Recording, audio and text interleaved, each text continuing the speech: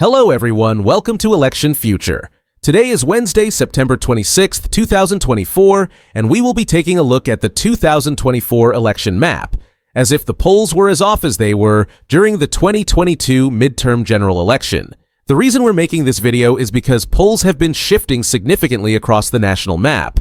The last time I made a similar video, President Biden was the Democratic nominee for President of the United States. It's important to note that the most recent midterm election marked a shift in how many political pundits interpret polling data, particularly concerning the overestimations for both Democrats and Republicans.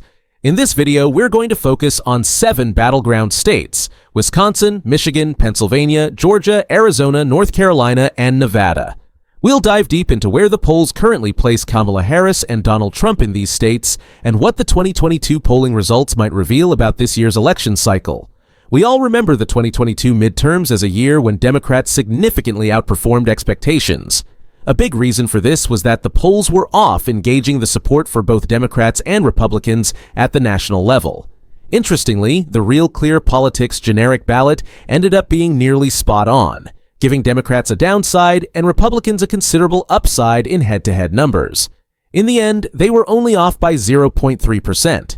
That national average was good news for Republicans, as they believed it meant they would win in many battleground states.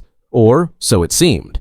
The 2024 election is shaping up to be similar to the 2022 midterms, in that the national average may not be the best indicator for battleground states. For instance, if Kamala Harris were to win nationally by 2.1% using the standards of 2016, 2018, or 2020, one might assume she would lose states like Pennsylvania, Michigan, and Wisconsin. Yet, as of today, she maintains leads in all 3. So, in this video, we will examine what the polls are saying about this election cycle, compare it to 2022, and adjust the map accordingly. While I don't think this analysis provides as much insight as something more current, I do think it is part of the overall calculation when gauging national and statewide support, especially compared to the most recent election, where high-quality pollsters released predictions well in advance, some of which were accurate and some of which were not. We won't spend time discussing states where the outcome is already clear, but we will categorize them. We're not going to mislead anyone by characterizing these states as anything other than safe.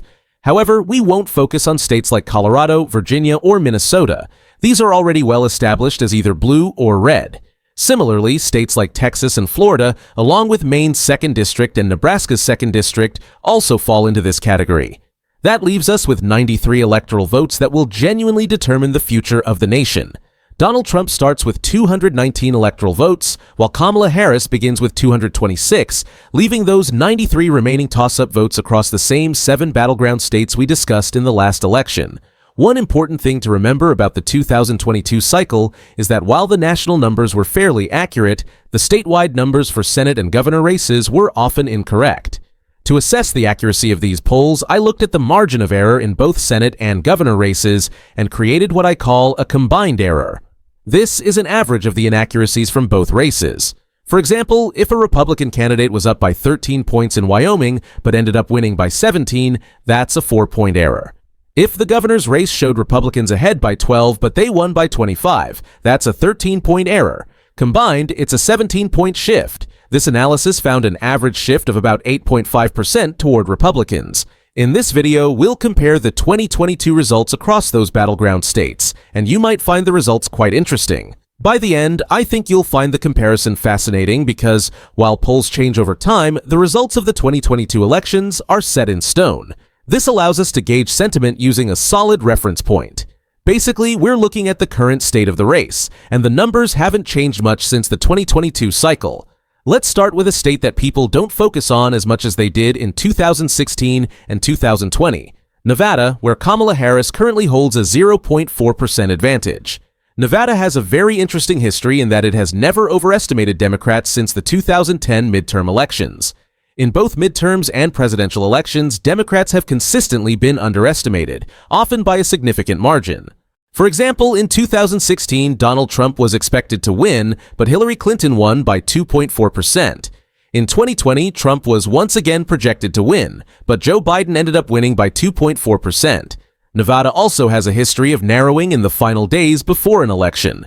Right now, it's quite close, but in the past, the polls have significantly overestimated Republicans. In 2022, for instance, the Senate race polls predicted a Republican win by 3.4%, and for the governor's race, Republicans were expected to win by 2.8%. In the governor's race, the polls were somewhat accurate, as Nevada did go Republican, but they were off by 1.3%. However, in the Senate race, they were much farther off. Democrat Catherine Cortez Masto won, despite polls predicting a 3.4% Republican win. Now, with Kamala Harris ahead by 0.4%, and considering the average polling error in Nevada of 2.7%, Nevada moves from a tilt blue state to a lean blue state, favoring Vice President Harris. This adjustment brings her to 232 electoral votes, leaving 87 electoral votes still in play. Next, let's move to Georgia, which many view as the next least competitive state. In 2022, polls predicted that Republicans would win the Senate race by 1.4% and the governor's race by 8.3%. While the governor's race prediction was close, Brian Kemp won by roughly 7.5%, the Senate race prediction was way off. Raphael Warnock won the Senate race by 2.8%, defying the polls. Looking at the current state of the race in Georgia for 2024, Trump is ahead of Harris by 2.1%, but the average polling error in Georgia from 2022 was 2.5%. This turns Georgia into a tilt Democratic state, bringing Harris up to 248 electoral votes. Now, let's look at Arizona, another crucial battleground. Recently, Donald Trump has been performing well in Arizona, but Kamala Harris has taken a narrow lead, though it's not as large as Biden's lead over Trump in 2020. In the 2022 Senate race, Republican Blake Masters was predicted to win by 0.3%, but he lost by 4.9%. Similarly, the polls predicted that Republican Kari Lake would win the governor's race by 3.5%, but Democrats won by 0.7%. The average polling error in Arizona from 2022 was 4.7% in favor of Democrats. Applying that shift, Kamala Harris secures a decisive victory in Arizona, giving her 259 electoral votes, while Trump remains at 219. It's clear that Harris is gaining momentum in key battleground states like Georgia, Arizona, and Nevada, which is why many Democrats feel that the energy in 2024 is similar to that of 2022, especially after the overturning of Roe v. Wade. However, only time will tell. That leaves 60 remaining toss-up electoral votes in Wisconsin, Michigan, Pennsylvania, and North Carolina. To shake things up, let's now focus on Wisconsin. Even if Harris wins Wisconsin, it won't be enough to secure the presidency, but it's still a critical state to analyze. Currently, Kamala Harris holds a 0.9% lead in Wisconsin. What's interesting about Wisconsin is that while the governor's race went blue, the Senate race went red. Despite similarities with other battleground states in 2020, Wisconsin didn't shift significantly in favor of Democrats. In the 2022 Senate race, polls predicted a Republican win by 3.6%, and Ron Johnson did win, but only by 1%. In the governor's race, Democrats were expected to lose by 0.6%, but instead they won by 3.4%. The average polling error in Wisconsin was 3.3%, and applying that to Harris's current 0.9% lead, Democrats are likely to win Wisconsin by a lean margin. Now, with 50 electoral votes still in play, we turn our attention to Michigan, Pennsylvania, and North Carolina. You can probably start to see where this analysis is headed. The next state we'll dive into is Michigan, a state that has been cooling on President Biden, but it seems Michigan has warmed up to the fact that Kamala Harris is the nominee and may be willing to vote for her in this election cycle. Here's what the current polling data shows for Michigan in the Trump versus Harris race. Michigan didn't have a Senate race in 2022, but it did have a governor's race, which was considered far more competitive than it actually turned out to be.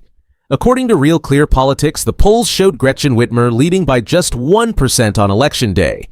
Why is this significant?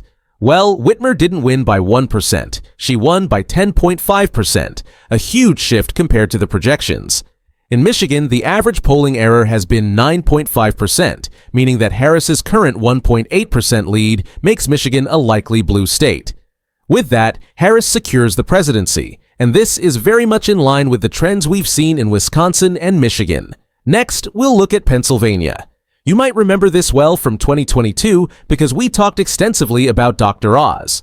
The polls predicted that Dr. Oz would defeat Lieutenant Governor John Fetterman by 0.4%, but the actual result saw Democrats winning by 4.9%. The governor's race was even more of an egregious polling miss. Josh Shapiro won by 14.8%, while the polls had predicted an 8% lead. The average polling error in Pennsylvania was around 6%, which means that with Harris's current 0.6% lead, Pennsylvania becomes a likely blue state as well. Now, we move on to North Carolina, where there has been significant conversation around expanding the electoral map relative to the 2020 election. Currently, Donald Trump leads Harris by 0.7%. For a while, the race was neck and neck, and Trump had maintained a wider lead earlier in the cycle. In the 2022 Senate race, Republicans were expected to win by 6.2%. While they did win, it was by a much smaller margin, 3.2%, thanks to Ted Budd's strong performance. This represents a 3-point polling error favoring the Democrats, which means North Carolina shifts to a lean Democratic state.